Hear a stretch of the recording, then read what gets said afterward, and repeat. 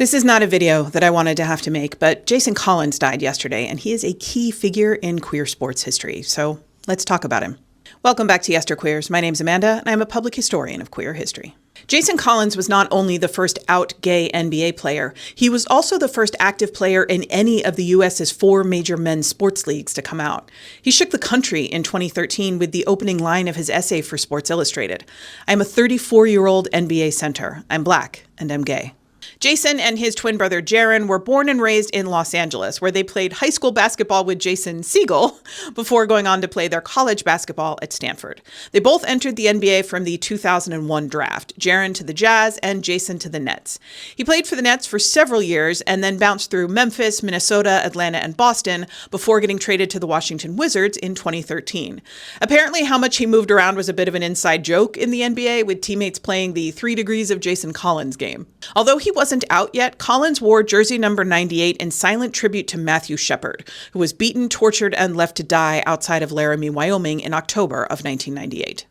Collins said that he decided to come out after seeing his college roommate, then Congressman Joe Kennedy, marching in a pride parade in Boston. Writing in the essay that he subsequently wrote for Sports Illustrated, I was proud of him for participating, but angry that as a closeted gay man, I couldn't even cheer my straight friend on as a spectator. Collins was a free agent when his issue of Sports Illustrated hit newsstands in May of 2013. He had already announced plans not to re-sign with the Wizards. So while he was widely praised for the decision to come out, even Chris Broussard begrudgingly admired his courage while also saying that he didn't agree with Collins' lifestyle. NBA fans held their breath while they waited to see whether this would be a career-ending decision for him.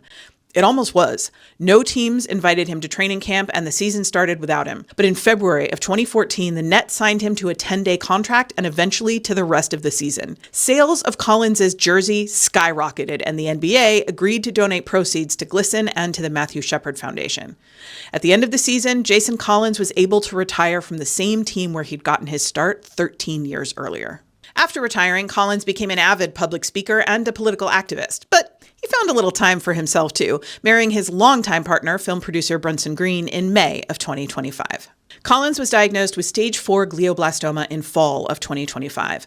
As he said in his ESPN essay about it, his tumor was extraordinary for all the wrong reasons, and his treatment options were limited. Knowing that, he decided to spend his remaining months getting cutting-edge cancer treatment, saying, "I'd rather spend the time I have left trying a course of treatment that might one day be a new standard of care for everyone." Jason Collins died yesterday at the age of 47. He leaves behind a family who loved him dearly and a world that is better for his courage.